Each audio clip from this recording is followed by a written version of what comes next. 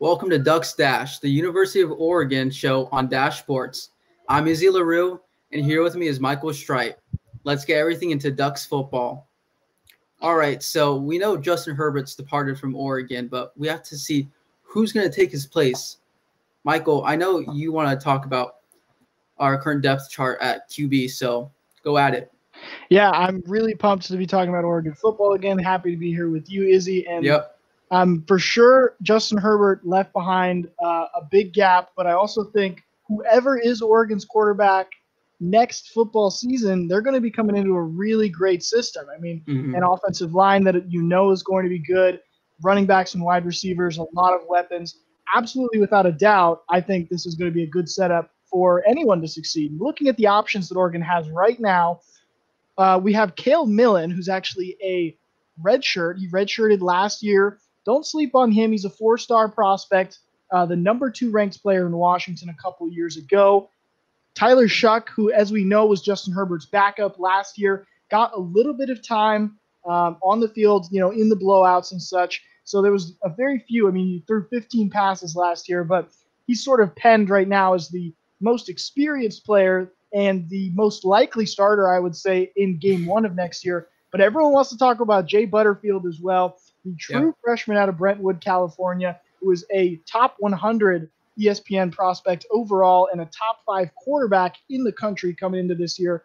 Everyone was pumped about his signing, and that's honestly going to be the competition between Tyler Shuck and Jay Butterfield. But I say don't sleep on Cale Millen either. I mean, you got to remember Justin Herbert was a 3-star recruit coming out of high school. So absolutely any one of these guys could just step up and be the best player on the field if they want to be. And I'll let you start, Izzy. Who do you think is going to be the best quarterback for the Ducks? I mean, right now you're talking about a vegetable, kale. Like, come on, don't come at me with kale, okay? For me, I'm all about Jay Butterfield.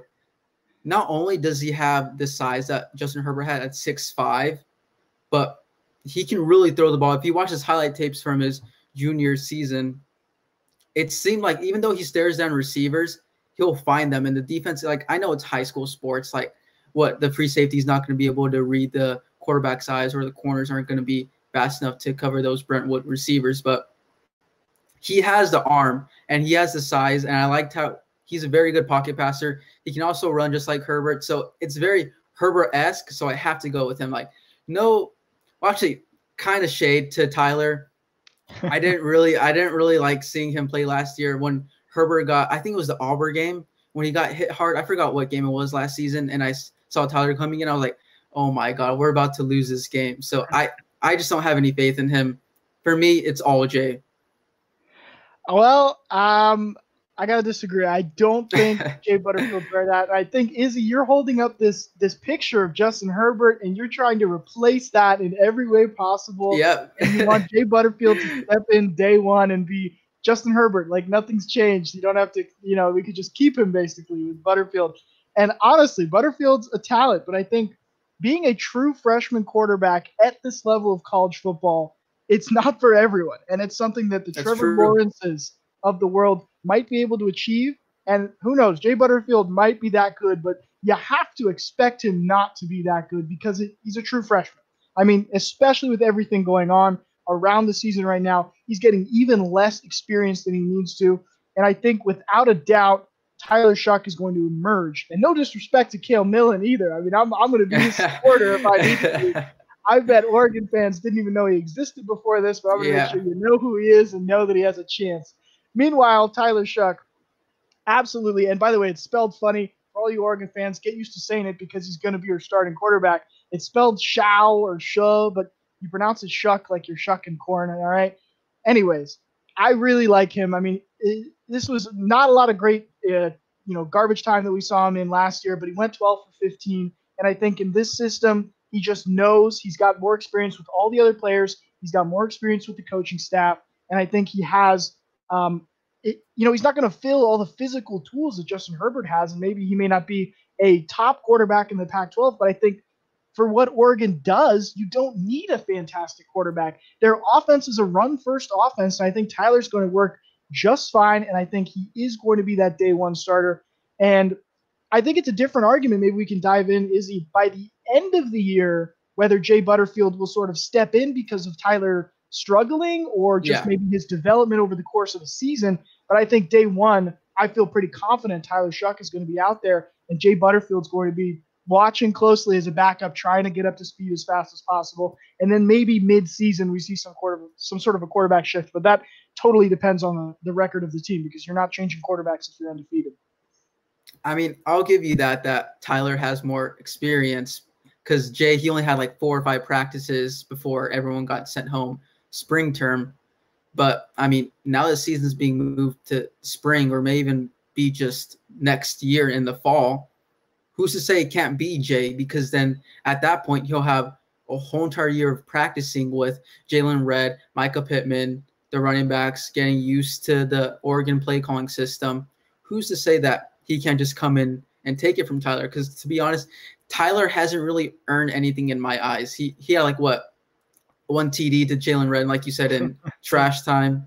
Like Yeah. he hasn't really proved anything to me. Like I get it. He's been there the longest, even though he's a sophomore, which really doesn't say a lot, especially being Justin Herbert's backup. So for me, I'm all Jay Butterfield.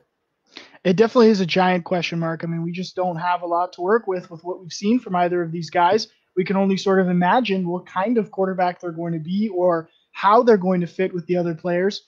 I will say that being a quarterback he has to do so much with how mentally you just understand the game and everything about that.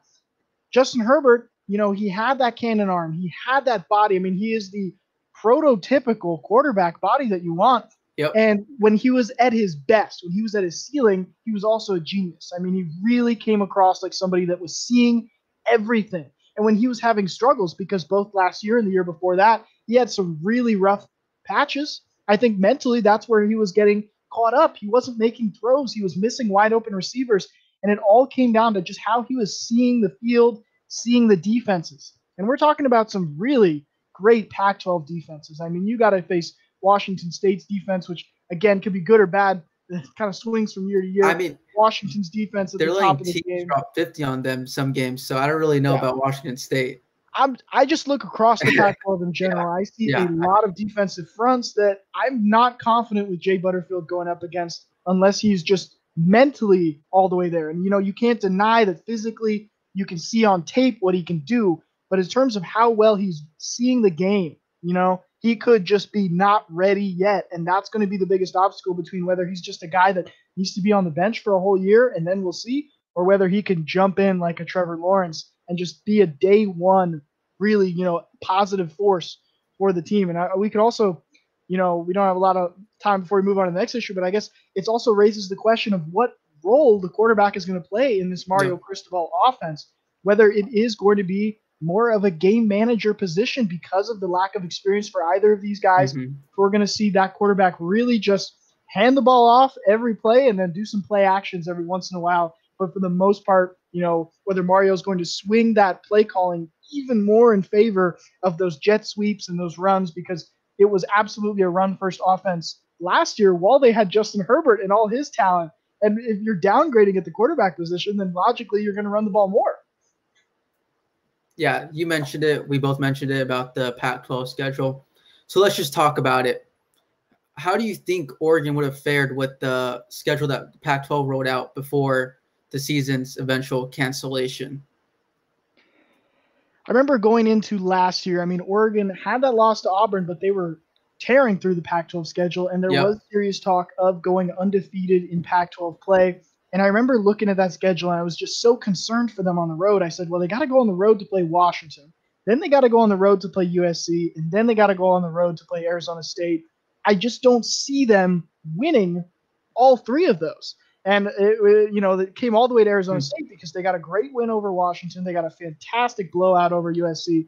And then the Arizona State game was the off game where it just sort of nothing was clicking, and it was a really rough performance all around for everybody involved.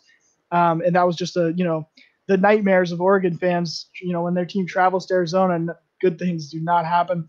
Yeah. And so I think that's going to be a similar case looking at for whatever Pac-12 games Oregon does play is obviously they're expected to win every team they played home. Every time they're playing in Eugene, they should be the favorite, and I'd be shocked if they lost any of those games. But every time they go on the road, they're vulnerable. They're absolutely vulnerable. And I would just look at those road games, especially the ones in Southern California and in Arizona, and just, say that they're probably going to lose one or two of those. I mean, when I first took a glance at the schedule, I looked at it and I was like, well, it's just all Pac-12 play. Easy dubs for the Ducks. But then I looked more into it and I thought about our roster. I was like, well, Herbert's gone. Who do we have at quarterback? But then I thought about it a little bit more. It doesn't really matter who we have at quarterback, in my opinion. You touched up on it. I think with the offense, we definitely were run first type of offense, run by committee offense, which really worked out for us good. And we still have Habibi Likio, still have Travis Dye, still have CJ Verdell, who are amazing running backs. I think Verdell, he's going to have a breakout season this year, even though we do running by committee. I just feel like you saw all his breakout runs and all the touchdowns that he had last season. Yeah. Even though he's a smaller, even though he's a smaller guy, he sure can run that ball. Mm-hmm. But I was just looking more at it, and I was like, okay, who's on our defense? The only weakness I see on our defense really is maybe our linebackers, but definitely our cornerbacks. Or cornerbacks, you mentioned the Arizona State game. They got torched the whole game. Safety, strong safety. We have Javon Holland. He's projected to be a top 10 first-round pick. And then our D-line, we have Kayvon Thibodeau. Also, we have Justin Flo coming in. We have a lot of these five-star recruits coming in and I look at the defense and I'm thinking they're pretty much set for this season, even the next coming years. I'm just worried about quarterback, but with our running backs and with our receivers that we have, Micah Pittman, Jalen Redd, Spencer Webb, there's really no one I see in the Pac-12 that can stop the Ducks, especially with USC and UCLA having trouble to get their own LA recruits. You see a lot of these LA kids going to Eugene and other places. And I don't know what's going on with their head coaches down in South California where they can't get their own recruits.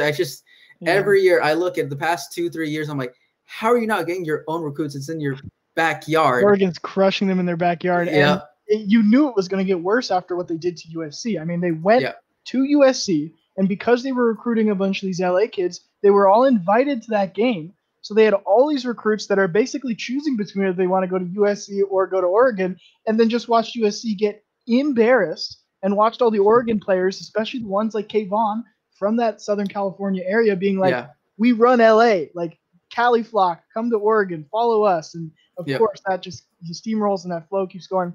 And so I believe I heard you taking the point that they are a good candidate to go undefeated. And obviously undefeated means you got to string a lot of things together. So it's hard to say like, oh, they're definitely going to do it. But for sure, I think you're more optimistic about that than me, where I just think they rarely impress me on the road when they travel to the road. You saw they sputtered a little bit on the road against Stanford. They barely beat, Washington on the road. They obviously had that disaster in Arizona State. The USC game was the one road trip to me that was like, just shocking with how good they were, but I think that had a lot to do with USC sort of floundering at the end of the year as well.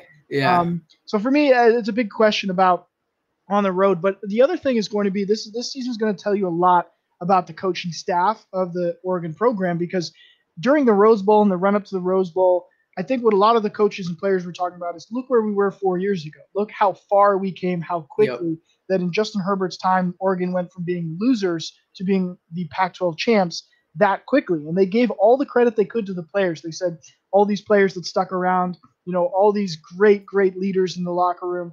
But a lot of praise goes to that coaching staff too, because I think it showed that there is a rock solid coaching staff at the University of Oregon. Excellent all around, so much talent on the coaching staff and such a great system in place. And now this is the year where you're going to see that tested, because you're losing a lot of talent. There's a lot of talented pieces and a lot of those leaders. I mean, really core players that are going to be gone and they need to be replaced. And how well they get replaced, whether this is kind of a down year for Oregon or whether they can just sort of plug and play and just continue dominating the whole Pac-12, which again is possible because of how weak the Pac-12 is in general. That's going to tell me a lot about the coaching staff. So this is going to really be a big year for all the coaches. I definitely think if they even make a run at being undefeated, if they are a top 10 team in the nation as they are projected to be for the entirety of the season, then it's got to be one of the best coaching staffs under Mario Cristobal just in the nation to do that with what you're losing, to just kind of keep rolling, because that's what you see at schools like Clemson and Alabama is you see coaching staffs and a system in place that does not care what players they lose. They are just dominant every Definitely see that with single year. Alabama. They don't have down years because of how rock solid the foundation already is. And Oregon's starting to show flashes of that same foundation of just being able to survive no matter what gets thrown at them, even with the turmoil of losing their offensive coordinator, et cetera. But I'll let you chime in about the general weakness of the Pac-12 and how you feel about those replacements that need to be made. Yeah, I mean, I look at Stanford. I'm looking at Oregon State. Who else? Cal, even USC. Those teams, they don't really jump out at me as big competitors right now. Stanford historically always been, and USC historically have always been great Pac-12 teams, but for some reason they're not getting the recruits that they would usually be getting these past couple of years. It seems like either going to Oregon if those players in California want to go to Pac-12 school, or they're going to big name schools like Alabama, Clemson, Ohio, SEC, Big Ten schools where they know ACC, where they know their name's going to get out there so they can potentially be drafted. Yeah. But like you mentioned it, I forgot what was it? About how some players that we lost, like Troy Dye. Yeah. Honestly, I see him being replaced by Justin Flo. Now, I'm not saying Justin Flo automatically is about to be the type of leader and playmaker that Troy was, but you have him right there as that position. I'm looking at, even though I said that they're going to be undefeated this season, which I 100% believe that the Ducks would have gone undefeated if the season were to go this fall. It doesn't matter who's at quarterback.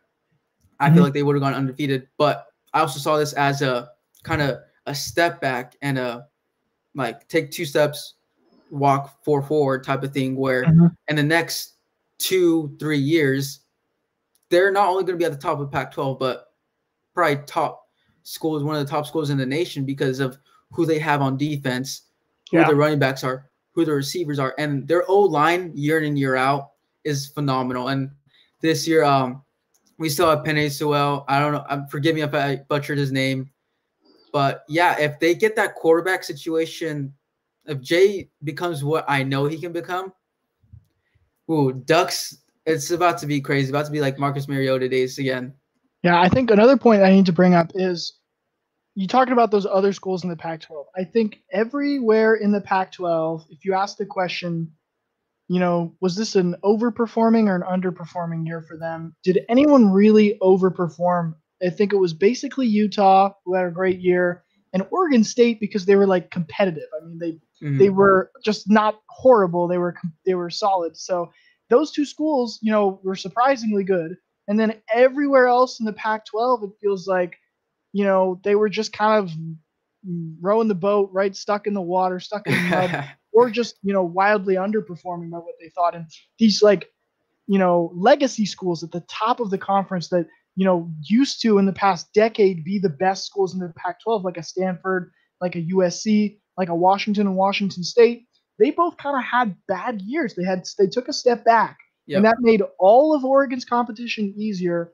And the question is that the new Pac-12? Are we seeing these same caliber teams next time Oregon plays them? If that's the case, Oregon is absolutely the favorite in all these matchups. But it does raise the question about whether schools like Washington State, although Washington State with losing their coach, I don't see them being any good, but like Washington, Stanford, USC, UCLA, whether they're going to take a jump forward. Because I think all these schools have the potential to make a jump forward and be really competitive and be a top 25 team. And all it takes is a few of those schools to do that. And suddenly Oregon's schedule looks a lot more challenging, and the chances of going undefeated, they go down significantly. Yep. All right. We mentioned Justin Herbert this whole entire episode. We also talked about Troy Dye. So let's just get into it right away. Which Oregon Duck do you think is going to have the better rookie season in the NFL? I'll let you start off, Michael. Yeah, this is a fun question. I mean, you look at what Ducks were drafted. We had Troy Dye drafted as a linebacker to play for the Minnesota Vikings. We're getting all this Twitter stuff about Justin Herbert, quarterback of the Chargers, and Yep. everything, replacing Phillip Rivers there, and all the enthusiasm about the Chargers, especially with Hard Knocks, getting to see him go through training camp. A lot of excitement about those two guys. Um, to be honest, the most likely answer is one of the offensive linemen because those offensive Oh, linemen come on. You are. took you took one of my picks. I was Oh, hey, I was okay. I Well, was I'm not. baiting you with that Yeah, question.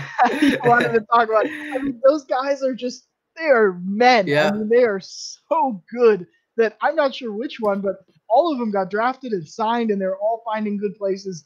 And I feel pretty confident about all of them getting through camp. But I'm going to let you get into that a little bit more. I've got a little secret in my pocket that I'm going to bring out after you. Okay. It better not be Jawan Johnson. But yeah, No. I definitely I was looking because Herbert, we all know he's on Chargers, top pick, one of the top picks in the draft. But as you mentioned earlier with Jay Butterfield, him not having a lot of experience with his team because of coronavirus, so does Justin Herbert. They weren't able to do OTAs, summer camps up until I think like a week ago. And I don't see it looking good for him to start right away. Maybe at the end of the season, because that's what most NFL teams do. They like to put in a veteran quarterback to help mentor the rookie quarterback. And later on in the season, or if knock on wood, if Tyrod Taylor gets injured, Herbert goes in. But Chargers have said it.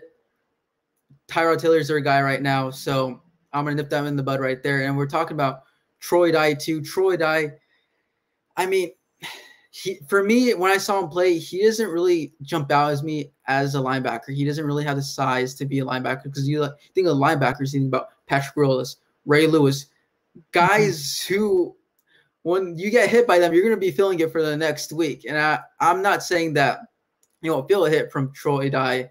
I'm just saying it's not a Ray Lewis hit. Mm-hmm. He reminds me a lot more. You're not saying it directly, but he's small. He's Yeah. undersized without a doubt as a linebacker. Mm-hmm. And that means that the story on him right now is that he was a great college linebacker. That he's not an NFL player because he just doesn't have the body to be an NFL player unless, something about his motor and his intelligence really jumps off the page, which we didn't see a lot of at Oregon. He was just kind of a great linebacker for a college team. I'm not too high on him either with his NFL prospects. For me, the question with Dye is whether or not he is even in the NFL 3-4 years from now, whether he's going to kind of hold on as a player. I mean, this happens. This happens to 4th and 5th round, 3rd round picks all over the NFL. They bounce around and they disappear. I mean, you got to look into like 4 years ago, for example, how many of the guys drafted 4 years ago are still in the NFL? There's a lot of these guys that are on practice squads and stuff, but they're really not NFL players. And I think Troy Dye could be in that category. He could be a guy that 3 years from now, he's on his 4th team or something. Or he could be a valuable piece on the Minnesota Vikings. I mean, obviously the Minnesota Vikings, they like something about it. I'm gonna pause you right there real quick. Yeah. We have a question from one of our chats. It's from Josh Arod. I'm so sorry if I butchered your last name. His question is: who wins in the Oklahoma drill, Kayvon Thibodeau or Chuba Hubbard? Who do you think, Michael? Well, for those that don't know, an Oklahoma drill is basically football's version of a one-on-one. It's just like if they're running at each other, who's gonna get by. This is definitely a great matchup. I mean, I don't see if they go against each other 10 times, I see one of them winning it 6 times. I'm gonna go with Kayvon. Actually, I think he's just got that. Really, he's got that instinct that gives him an advantage in sort of a one-on-one situation. But I mean, it's Chuba Hubbard we're talking about too. I mean, that's a real man. So I wouldn't be surprised if he got the win too. But if they lined it up 10 times, I don't see either of them winning 7 times. It's definitely going to be back and forth between those two guys. They're both great. Yeah, definitely. But I just feel like for me, Chuba would give him the business. Like I've seen Chuba run. He's an amazing running back. He's about to, whatever team gets him in next year's draft, it's about to be like kind of a Jonathan Taylor, J.K. Dobbins type of player for them. Yeah. He can give anyone the business in not only college, but when he gets to the NFL, that's laying wood right there. He's about to lay some wood on Kayvon. So, Yep. And let's get back to what you were saying about Troy Dye. And you mentioned about his size and everything, and that kind of segues into what I was trying to talk about him. For me, why not move him to strong safety?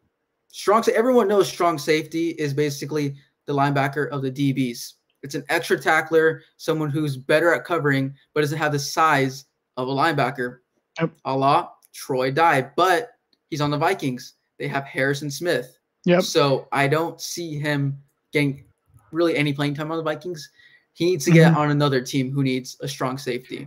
Yeah, but at the same time, the Vikings drafted him, so they have a plan for him. I mean, they invested a high pick, so they said this is a guy that we think will be a contributor on our team. So they got a plan. They have something that they want him to do. We'll see whether that's safety or whether that's some kind of creative linebacker usage. I'm going to pull out my trap card on you now, Izzy, because there's one player that we haven't talked about that we absolutely should be, and that is undrafted free agent Jacob Breeland.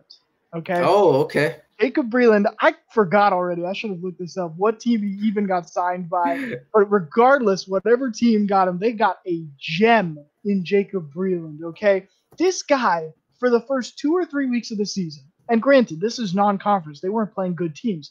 But he was at the top of the list for the tight end. He went to the Ravens, year by the way. in college. There you go. Oh, my gosh. Baltimore Ravens. It's over. I mean, at this point, I think he might have a better career than Justin Herbert. Okay, I'm so high on there, this buddy. guy. Whoa there, buddy. I don't know about all of that. Sure, he's playing with league MVP Lamar Jackson, who they desperately need another tight end.